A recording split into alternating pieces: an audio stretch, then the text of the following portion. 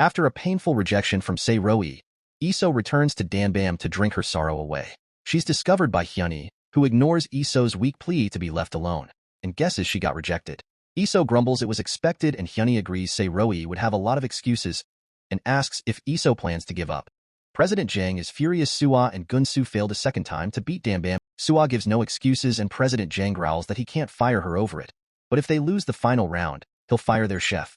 He warns if that happens, Gunsu is out as successor. Gunsu demands full authority over Sho since the results decide his fate. President Jang questions whether his abilities would surpass Suwa, but Gunsu says that at least this way he won't have regrets. President Jang grants Gunsu authority and dismisses them. In the hall, Gunsu apologizes for not consulting Suwa beforehand, but she lets it go since he's volunteered to take responsibility. Suwa notes he's changed from the person he was at Danbam. Business is booming for Danbam as a line of patrons snakes down the street. Se-roi notices they're out of soju and tells Sungkwan to borrow some from next door. Before he can, more customers arrive, and Sungkwan bustles off to attend them while Se-roi sighs and thinks back to the morning when Iso had requested a break from work. She denied it was because of his rejection, assuring him she can separate personal and business matters. Iso says she just needs time to clear her head, and Se-roi cuts off further explanation by granting her a vacation.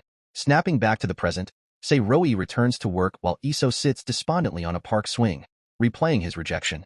She pouts that she misses him. Iso sighs that she should return to work soon. Gunwon calls President Jang from jail. President Jang asks him to get to the point, and a tear rolls down Gunwon's face as he asks why. It's all for Jang-ga's sake, President Jang replies and hangs up on his son. Meanwhile, the Danbam crew is prepping for the investors' meeting at the new Itaewon Class HQ when Ho-jin bursts into the room looking panicked.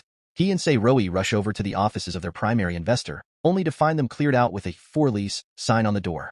CEO Do isn't answering his phone, but no sooner does Se-roi say they have other investors than his phone blows up with text messages.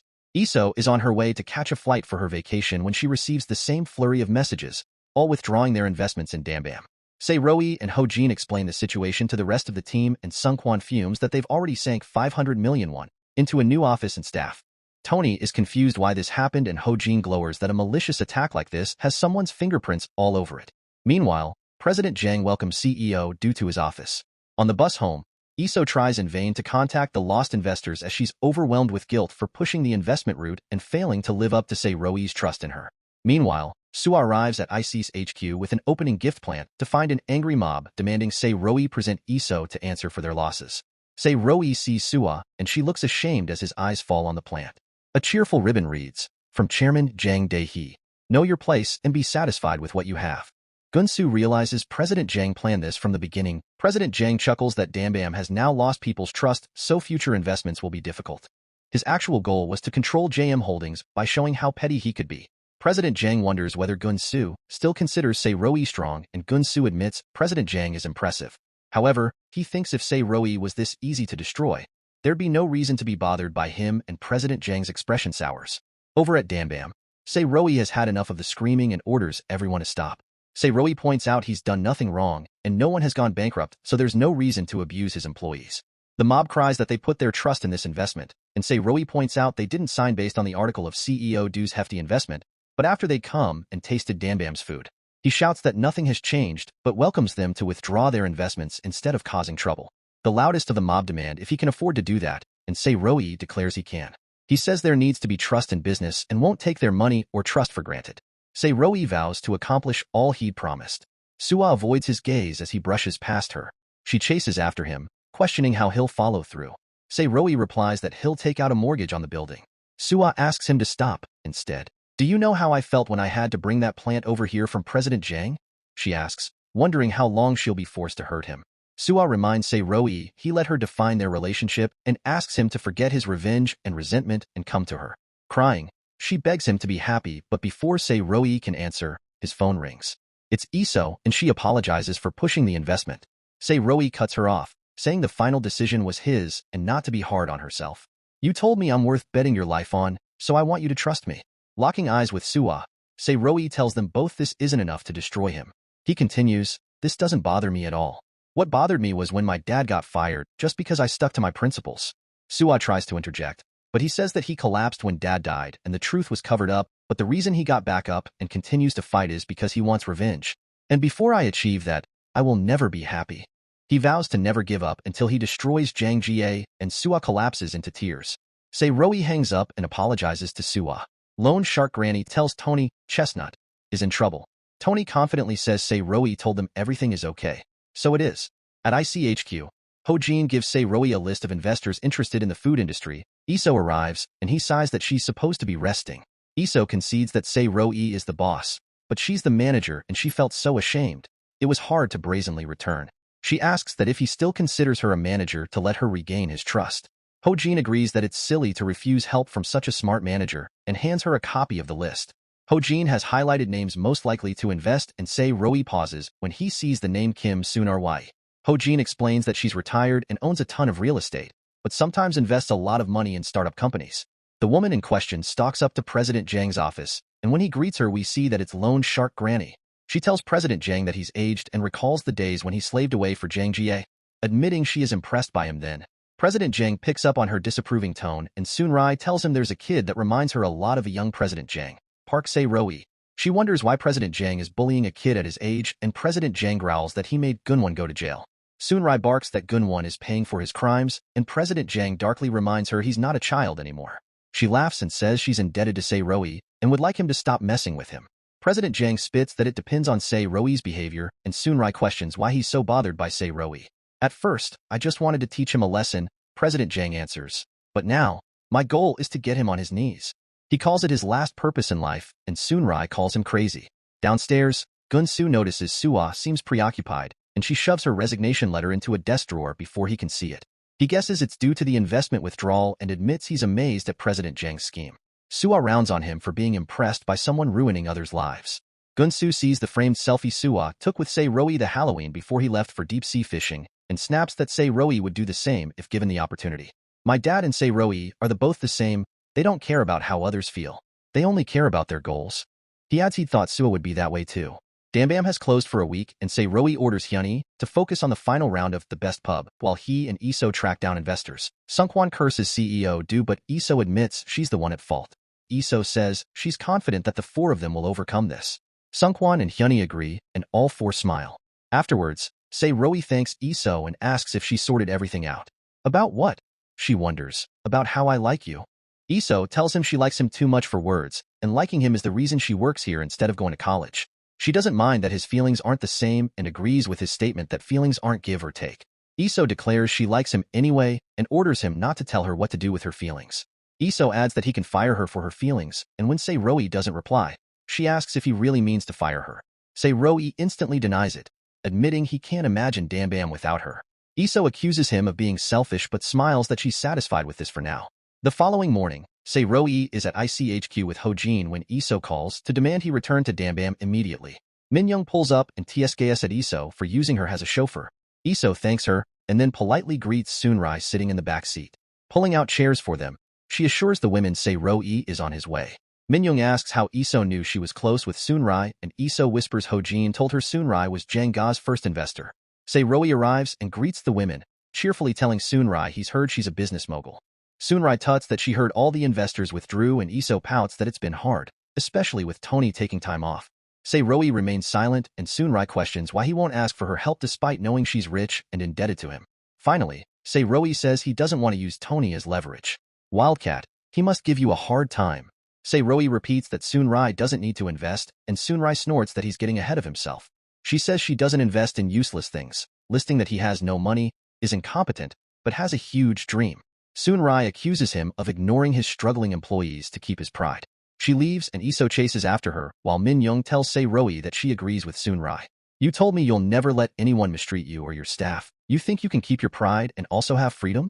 She warns him freedom comes at a price and leaves. That evening, Gun-Soo sees Iso's social media account is blocked to him and flashes back to earlier when he told Suwa that Hyuni has been gaining popularity in the competition.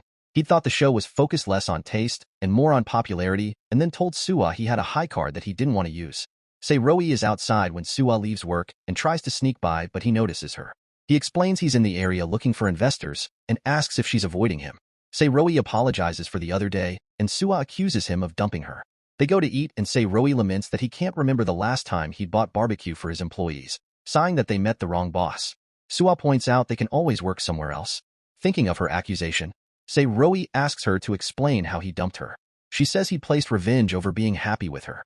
And Suwa understands but wonders if he'll really be happy after he gets his revenge. Returning to Danbam, Roi finds Sungkwan and Hyunhee taking a nap and recalls Sunri's warning that his employees are suffering for his pride. Sungkwan wakes up and explains they were preparing for the finals, and he needs to hit the market with Hyunhee in the morning. Roi asks about Iso and learns she's been searching for investors all day. He calls Tony and asks if he could meet Sunri tomorrow, but she's in Jeju on vacation. Tony's confused Iso didn't tell him, and when Roi calls Iso he finds she's already in Jeju. She asks if he's mad at her for acting without telling him, but Roi just apologizes. When asked when she's meeting Sunri, Iso looks to her left and Sunri takes the phone. Sunhae chides them for making a fuss so late at night. Roi requests she invest, promising to make sure she doesn't experience a loss. Sunri grumbles at him for doing this over the phone, and Iso snuggles up to her. Roi tries to backpedal, but Sunri says that if she invests, it won't be for Tony. She reminds him she's a businesswoman and it's not even about the food or the restaurant, but Roi, his insight and the care he showed for the whole alley. She warns him she hates wasting money and asks what his goal is. Roi answers, the first place in the country. Sunri likes his spirit, but says he needs to prove himself by winning first place on the best pub. They agree that she'll invest if he wins, and Sunri tells Iso to stay the night and have breakfast before she goes, and then tells Roi she'll come back tomorrow evening. He stops her from hanging up and apologizes. Iso tuts that he says that a lot, but he apologizes again and thanks her. Iso replies that she loves him and says she'll see him in his dreams and hangs up giggling while Roi stands there, shook. Sungkwan drops Roi and Hyunhee off at the competition and awkwardly wishes her luck. Roi tells her they might be able to score an investment from Sunri and tells her the condition is winning. Hyunhee balks and yells at Roi for telling her right before the competition. Roi smiles that he trusts her, cutely telling her, fighting, and running before she can wring his neck. Sungkwan sits in the van and his eyes widen as he sees the headlines buzzing around the competition. Hyunhee is transgender. Inside, everyone is gossiping about Hyunhee and Sungkwan races inside to show them the articles. The whispers around them aren't nice and Sungkwan barks at them to watch their tongues. Mortified, Hyunhee runs out.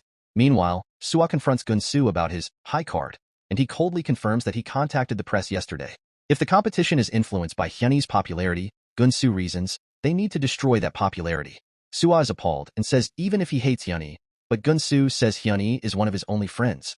He tells her he did this to win, and it's what people from Jangjie do. Suwa asks what's going to happen between him and Danbam, and Gunsu declares he's done with friendship. Hyunhee ducks into the bathroom, and the women inside sneer that it's the women's bathroom. Eventually, Roi finds Hyunhee, and she apologizes for running away. She says she'll pull herself together and get ready, admitting she knew it would happen someday, and promises to win so they can get the investment. Taking her hand, Roi tells her it's okay and reminds her she's the bravest person he knows. Whatever they say, you're a brave and pretty girl. Hugging her, Roi suggests they go back to Danbam, but Hyunhee doesn't want to run away. Roi says she didn't do anything wrong to call it running and adds, you don't have to convince others about who you are. Hyunhee bursts into tears and Roi holds her closer. He flashes back to his wish to be able to have the power to protect his people and not pay for his principles. As his face hardens, Roi thinks, I'm burning with anger. Gunsu and Suwa find their chef talking with the PD, and Gunsu asks where the Danbam crew are. Their chef reports Hyunhee ran out after reading the article and confirms that they probably gave up. Roi appears to announce they're not giving up and approaches the PD while Hyunhee answers a call from Iso. Hyunhee guesses Iso saw the articles and tells her Roi said it was okay to run away, and she didn't have anything to prove. Iso asks about what she thinks while back in the competition room. Roi asks whether there's a rule against him taking Hyunhee's place. The PD says that's fine, but Gunsu warns there's no way Roi can win against 4 top chefs. Roi points out Gunsu likes his cooking and then chides him for saying Hyunhee ran away when she did nothing wrong. He warns Gunsu to be supportive before he gets upset and walks off. Tony arrives at the venue and finds Sungkwan. Worried for Hyunhee, Tony asks what they should do, but Sungkwan simply says there's nothing to do. Hyunhee is the chef. She needs to compete. He says that if you're born a boy, you should live like one. Same for girls, that's just nature. Tony is disgusted, but Sungkwan continues that Hyunhee defies nature and lives by her own rules. Don't worry, and don't underestimate Hyunhee, Sungkwan says. That woman is stronger than anyone. Hyunhee storms into the competition room as we hear that Iso telling Hyunhee she'd read a book of poems that made her think of Hyunhee. I'm a rock. Go ahead and sear me. I won't budge an inch because I'm a rock. Go ahead and beat me up. I'm a solid rock. Go ahead and leave me in darkness. I'm a rock that will shine all alone. I don't break, ash, or decay as I go against nature's way. Hyunhee takes her place at her station and uses her mic check to declare that her name is Hyunhee. She's transgender, and she's here to win. Her team smiles proudly back at her as Gunsu looks like he's about to be sick. Iso's voiceover concludes, "I survive. I'm a diamond.